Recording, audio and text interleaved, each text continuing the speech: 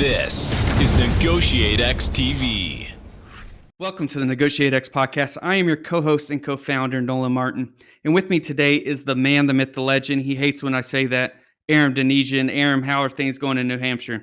Good, Nolan. They're still cold. Yes, I do cringe every time you say that.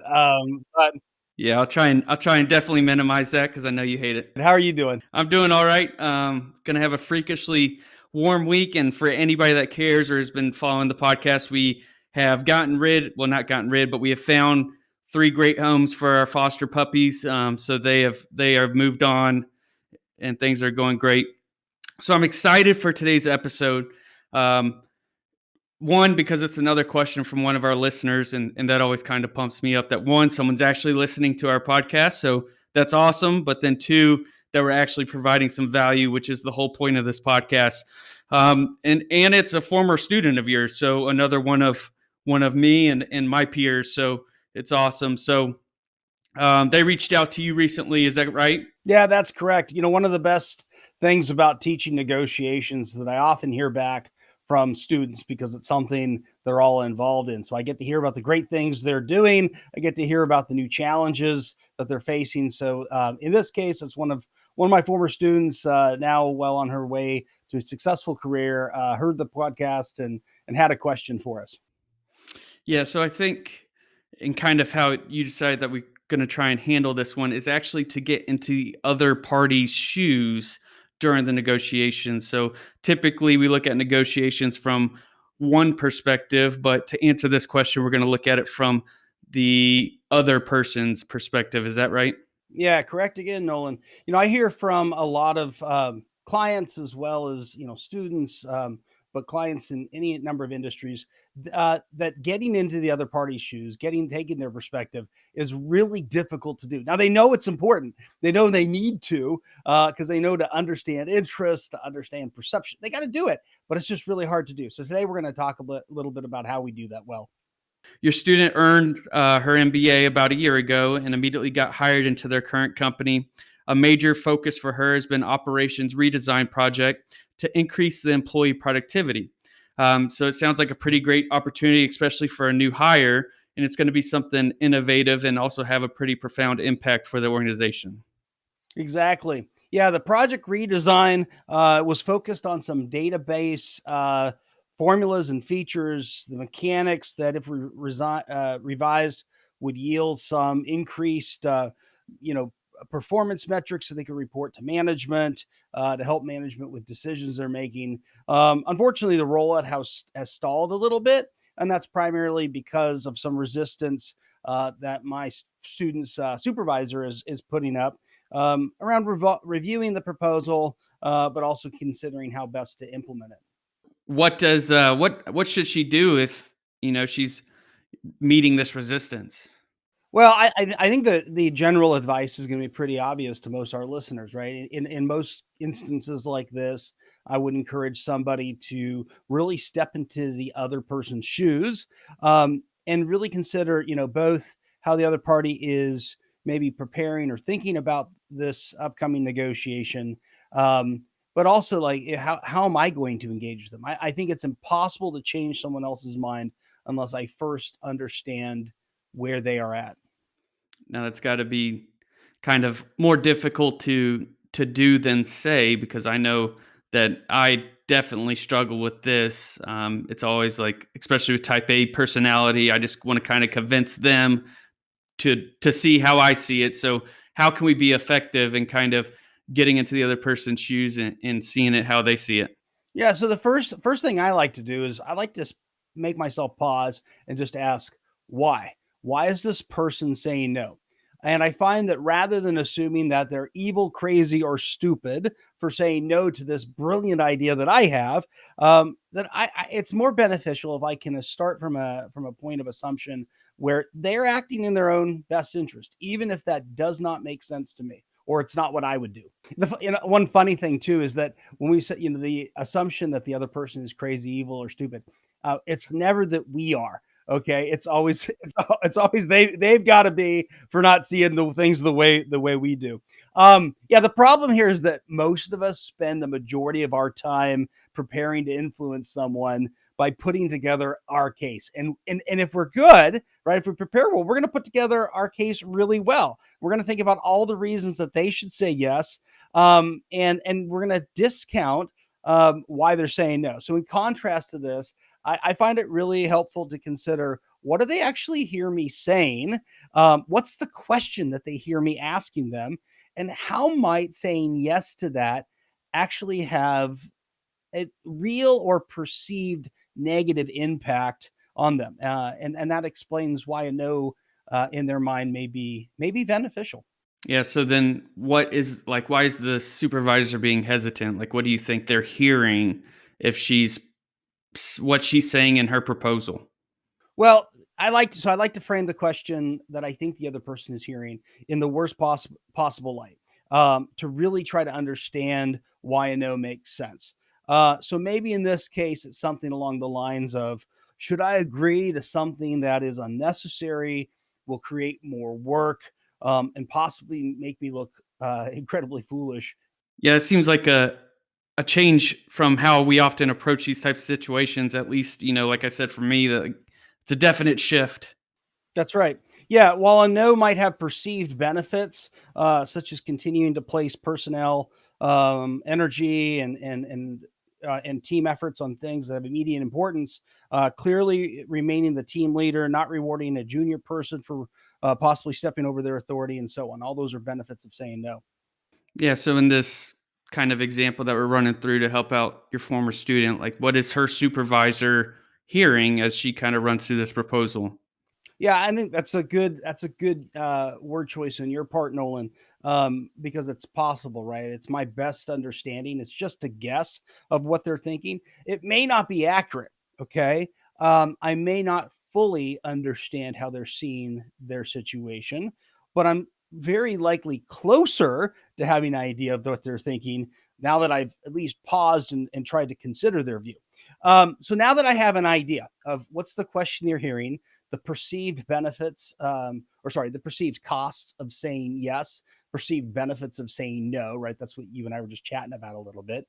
I go back and I try to find ways to make the proposal satisfy their concerns, so that we can shift how they are hearing the question. I really want to come back and address that question. Are there ways I can reduce, the concerns around time or resources needed? Maybe keep a focus on my supervisor's key concerns and priorities. Ensure that accountability for implementing the ideas doesn't create more headaches or work for my supervisor.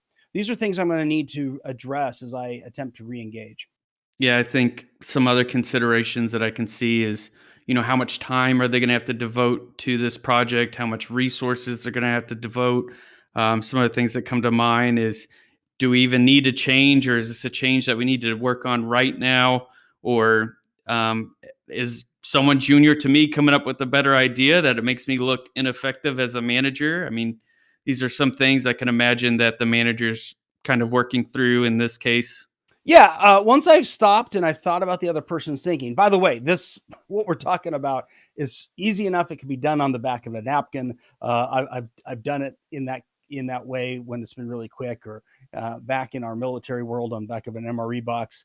Um, but it's something else I'd like to do if there's time. I like to actually rehearse what the conversation it may sound like, but rather do it from my perspective. I like to try to negotiate from there. So get a partner and negotiate from my counterpart perspective. Yeah. So then, what do you do with your possible understanding of their choice? Yeah, that's right. Yeah, again, it's just a shift. It's a different way to prepare than how we typically go about it. But the goal here is to really get in the other party's shoes, right? And this can be a powerful way to do that. I've done this with both military and corporate leaders, and it's a real powerful thing when a leader, after doing a rehearsal in this way, where they're negotiating as their real world counterpart, says something like, "Wow, is that what I sound like?" I'd be saying no to me as well. Or is that what they're thinking? Like, no wonder they're saying no. Yeah. Is there anything else you do in preparation after you have a better idea of how your counterpart may be seeing this situation? Yeah, so two things, Nolan. First, I like to ensure that I bring to any discussion, but particularly difficult conversations, tense conversations, a balance in those conversations of inquiry, which is genuine curiosity about how the other party views something, acknowledgement, showing, not saying I understand, but actually showing the other party that I understand both the kind of the content, the substance of what they're saying, as well as their kind of emotional reaction to it, their feelings. So acknowledging those things.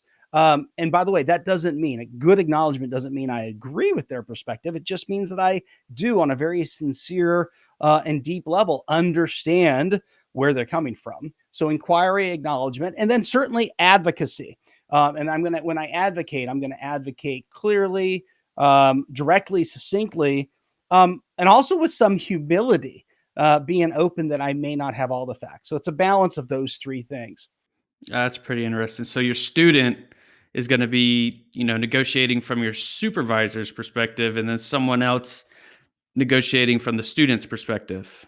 Yeah, so two things, Nolan. First, I like to ensure that I bring to any discussion, but particularly difficult conversations, tense conversations, a balance in those conversations of inquiry, which is genuine curiosity about how the other party views something, acknowledgement, showing, not saying I understand, but actually showing the other party that I understand both the kind of the content, the substance of what they're saying, as well as their kind of emotional reaction to it, their feelings.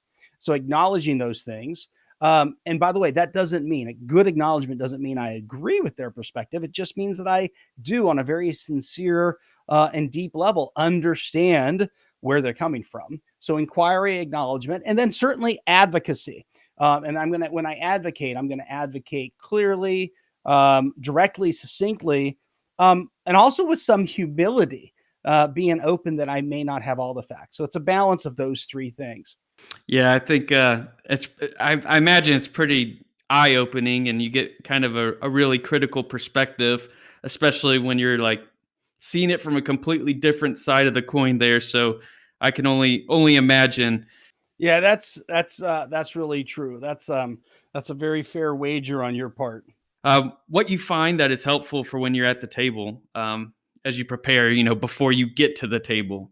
Yep. Yeah, I think it's a very natural response for us. In fact, many people get into selling and debating approaches in these sort of conversations. And selling and debating are perfectly fine in the appropriate context. I don't find them particularly helpful in trying to understand someone else's perspective.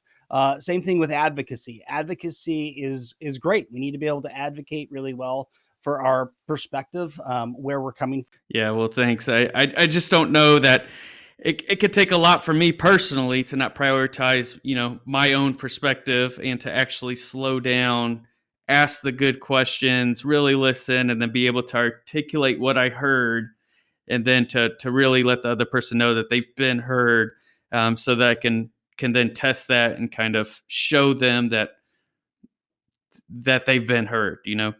So, in the example we've been talking about, I would encourage my former student to come up with some really good questions to ask their supervisor, and then use both the power of inquiry and acknowledgement to demonstrate a willingness and a desire to comprehend their view.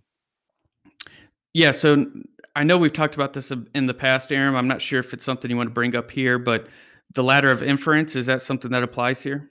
Yeah, it really does. So the ladder of inference. I wish I could claim some credit for this. It's not at all my work. It's the work of Chris Argris, and then built upon by Vantage over the years. Very simply put, the ladder of inference is a model for how we think, how we observe something, observe data, and then infer, give it meaning. And so we look at a situation, we look at some pool of information, we select out certain pieces of information that are more relevant to us than other pieces of information. Then we make sense of that information through some lens, some interpretive lens of experience, beliefs, our values, our culture, our position, past experiences. All those things are going to impact how we interpret information. And then at the very top of the information is where we come to a conclusion. It's how we infer. It's how we give meaning to some set of data. So how do we find this model? Like, how is the ladder of inference helpful? Well, it's a helpful illustration for me to look at something, a situation, and understand how I'm thinking. And the other person that I'm dealing with also has a ladder, and it's easy for the two of us in difficult conversations to get stuck at the top rung of those at the conclusion level, and just debate it, and that tends to be very ineffective. Going back and forth, arguing over two different conclusions.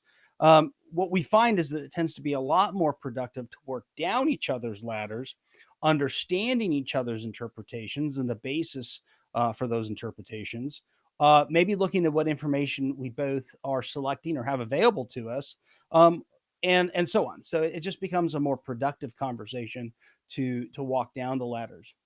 Yeah, I think this kind of goes back to earlier where we were talking about how it's difficult for a lot of people to kind of hit those other two parts from advocacy, and that's acknowledgement and inquiry. Yeah, I mean, I really is. I mean, to move beneath someone's conclusions to their interpretations or to the information they have available or looking at, I'm going to have to inquire and inquire well. The best negotiators are those who tend to ask the best questions, and then those who can really listen well. Those skills, asking good questions and really listening for both what is being said and what isn't being said, tend to be really helpful. So I have to really check that I understand their ladder too, and that's the acknowledgement piece.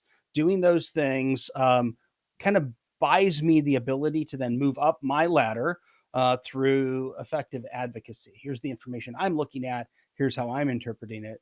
Here's the conclusion I'm reaching. What am I missing? Yeah, so with your former student, maybe she has different information than her supervisor regarding the effectiveness of their current procedure versus what she's recommending, or maybe she's based on the positions or time with the company, a different understanding of the resources involved or time required to implement. And all these things are leading them to different conclusions, different outcomes. Yeah, that's a really nice summary. The ladder of inference by itself does not solve any problems or differences, but it will help us, or in this case, help my student and her supervisor to better understand where they're at, engage in a more constructive conversation, so they can actually come to a better resolution of the problem. Yeah, I think what we discussed today of really being able to look at this problem from the other person's shoes, this is just one of the things that really helps us elevate your influence through purposeful negotiation. It's just kind of something that's our tagline here at NEGOTIATEx, and hopefully the listeners, as you listen to these podcasts, hopefully you're getting something from it, and it's just kind of helping you elevate your game. If you're interested, we offer the one-on-one services for negotiation. Aram or I are able to play that opposite role, help negotiate with you as you act in your counterpart's shoes.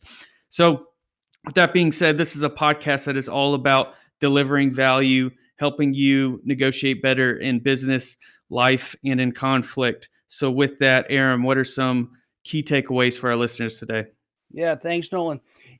Listen, folks, in the face of different perspectives, we need to work to understand the other person's story.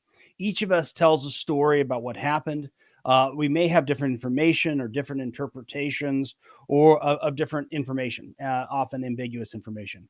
And we will be we always do this. We make assumptions about what information is missing or even what it all means. So different conclusions in any context, professional life, personal life, they're inevitable. So we truly should not be surprised when these situations arrive. Debating conclusions, it's unpersuasive. It escalates conflict. It hurts the relationship. So we should seek to understand the other person, their story. It can help us generate new insights. It'll strengthen the relationship. It'll lead to greater creativity, and it truly will help us resolve conflict. Yep. And I just have two takeaways today. And first one is inquire, acknowledge, and advocate. I think that's really going to help you build that stronger relationship during the negotiation process. And number two, as always, if you listen to this podcast for a little while, you know what I'm about to say, but please head to Apple Podcasts or wherever you listen to this podcast. Give us a 5-star rating. We're really we're really growing. We appreciate the reviews that you're leaving us. It's really helping us out and getting this podcast into other aspiring negotiators or people that are just trying to influence their negotiate game. We really appreciate the question that we had today. It allows us to answer a question that was something on your mind. That is it for us on today's podcast. If you have a question like this that you want us to answer, just shoot us an email at team@negotiatex.com, and we will see you in the next episode. Thanks.